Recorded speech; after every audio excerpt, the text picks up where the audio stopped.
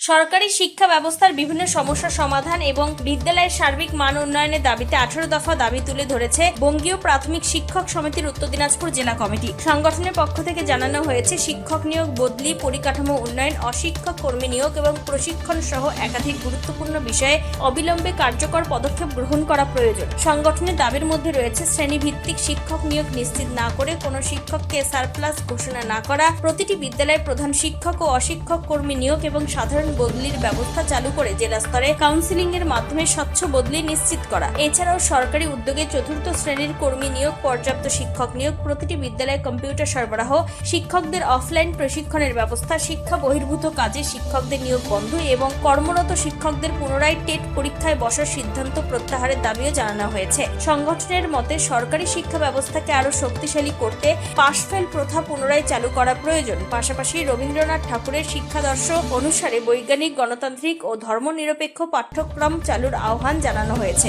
18 দফা দাবির অন্যতম বিষয় হিসেবে জাতীয় শিক্ষানীতি 2020 বাতিল এবং সারপ্লাস ও ডেফিসিট বিদ্যালয়ের তালিকা প্রকাশ করে সিনিয়রিটির ভিত্তিতে স্বচ্ছ বদলি প্রক্রিয়া চালুর দাবিও উত্থাপন করা হয়েছে। এই বিষয়ে কি বক্তব্য উঠে এসেছে শুনব। আমার নাম দুলাল রাজবংশী। আমি বঙ্গীয় প্রাথমিক শিক্ষক সমিতি বিপিটি এর উত্তর দিনাজপুর জেলা প্রেসিডেন্ট। সিপিএসসিতে কি কর্মসূচি আছে? আজকে আমরা আমাদের যে কর্মসূচি রয়েছে, আপনারা জানেন যে এখন সর্বত্রই আলোচ্য বিষয় সারপ্লাস ট্রান্সফার।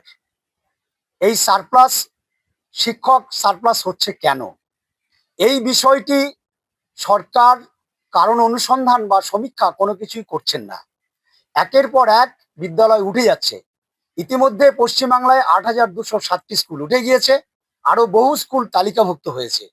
আমরা ভেবেছিলাম বিগত তৃণমূল সরকার শিক্ষায় যে দুর্নীতি করেছে, শিক্ষা নিয়োগের ক্ষেত্রে যে দুর্নীতি করেছে, আমরা ভেবেছিলাম সরকার পরিবর্তন হয়েছে, তারা কনস্ট্রাকটিভ কিছু করবে, তারা শিক্ষার মান উন্নয়নের জন্য অন্তত যে শিক্ষার পরিকাঠামো, যে পরিকাঠামোর বিহাল অবস্থা, যে পরিকাঠামো দেখে কোনো অভিভাবক মনে করে না সরকারি বিদ্যালয়ে তার সন্তানকে ভর্তি করি।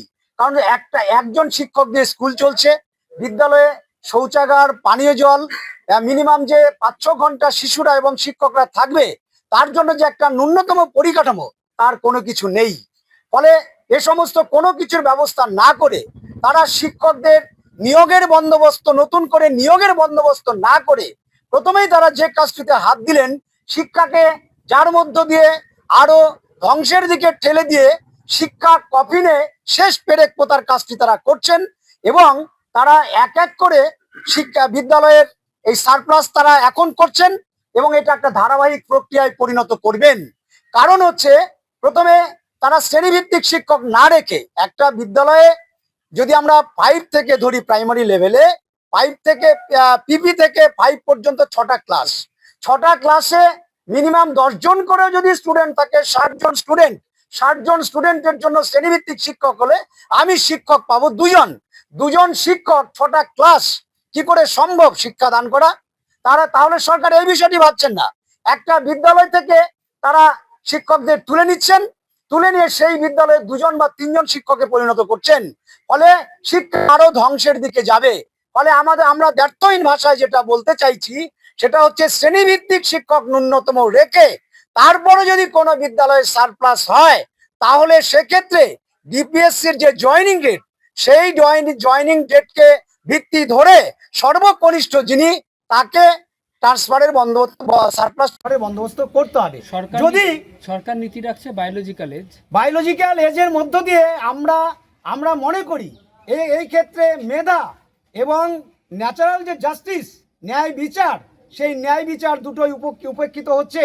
মেধার ভিত্তিতে কোনো শিক্ষক যদি মেধার ভিত্তিতে অল্প বয়সে চাকরি পেয়ে থাকেন, তাহলে কি তিনি ফুটবলের মতন গড়াতে থাকবেন? তিনি আজকে এই স্কুলে সারপ্লাস হবেন, কালকে আরেকটা স্কুলে সারপ্লাস হবেন, এইভাবে তারপরে তার মানে কি ফুটবলের মতো তিনি গড়াতে থাকবেন? এবং শিক্ষাটা কোথায় নিয়ে যাচ্ছেন তারা? শিক্ষাকে ধ্বংসের জন্য জাতীয় শিক্ষানীতির যে নীতি, সেই নীতি হচ্ছে 3 বছর বয়স থেকে প্রাতিষ্ঠানিক শিক্ষার বন্দোবস্ত করা।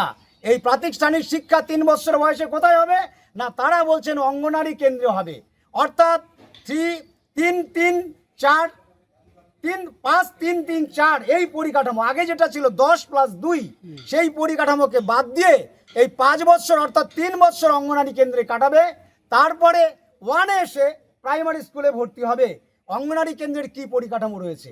কোনো পরিকাঠামো আছে এখানে? তার মানে হচ্ছে অভিভাবকরা অঙ্গনারী কেন্দ্রের ছাত্রকে ভর্তি না করে বেসরকারি মন্তেশ্বর স্কুলে তারা চলে যাবে, ফলে তারা আর প্রাইমারি স্কুলে ফিরে আসবে না। উদ্দেশ্যই হচ্ছে বেসরকারি শিক্ষা ব্যবস্থাকে চাঙ্গা করা, সরকারি শিক্ষা ব্যবস্থাকে ধ্বংস করা। আর কি দাবি রাখছেন? ফলে আমাদের যে দাবি রয়েছে, বিদ্যালয়ে প্রধান শিক্ষক নিয়োগ করতে হবে, ন্যূনতম শ্রেণীভিত্তিক শিক্ষক দেওয়ার পর যদি সারপ্লাস ট্রান্সফার হয় তাহলে ডিপিএসসি জয়েনিং ডেটকে ভিত্তি ধরতে হবে।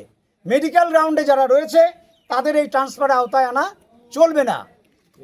এছাড়া টেট পরীক্ষা, যেটা কর্মরত শিক্ষকদের যে টেটের বন্দোবস্ত, এই টেট পরীক্ষা নেওয়ার সিদ্ধান্ত বাতিল করতে হবে।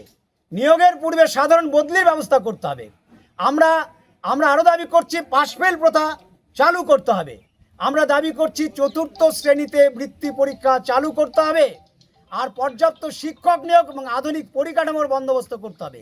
বিদ্যালয়ে শিক্ষা বহির্ভূত কাজে শিক্ষকদের নিয়োগ করা চলবে না। প্রতিটি বিদ্যালয়ে কম্পিউটার দিতে হবে। এইরকম 18টা দাবি নিয়ে আজকে আমরা ডিপিএসসি ডিআই নিকট ডেপুটেশনে এসেছি। তবে বঙ্গীয় প্রাথমিক শিক্ষক সমিতির উত্তর দিনাজপুর জেলা কমিটির সভাপতি দুলাল রাজবংশী বলেন, এই দাবিগুলি বাস্তবায়িত হলে সরকারি শিক্ষার মান আরো উন্নত হবে এবং শিক্ষক শিক্ষিকাদের স্বার্থ সুরক্ষিত হবে। উত্তর দিনাজপুরের রায়গঞ্জ থেকে নিজস্ব প্রতিনিধির রিপোর্ট, টাইমস 14 বাংলা। মুখের উজ্জ্বলতা হারিয়ে গেছে, স্পট পড়ে গেছে, ব্রণ ভর্তি, তাই আর দেরি না করে আজই আসুন রায়গঞ্জের চণ্ডীতলায় হেলথ প্লাস মাল্টি স্পেশালিটি ক্লিনিকে এবং এখানে পান অভিজ্ঞ ডাক্তার দ্বারা ফ্রি স্কিন টেস্ট। আরো বিস্তারিত জানতে যোগাযোগ করুন 9674895169 এই নম্বরে।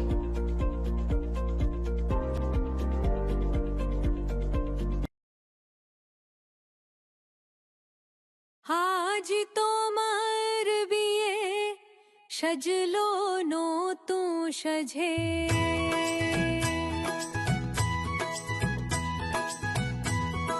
সবার মনেতে আনন্দ,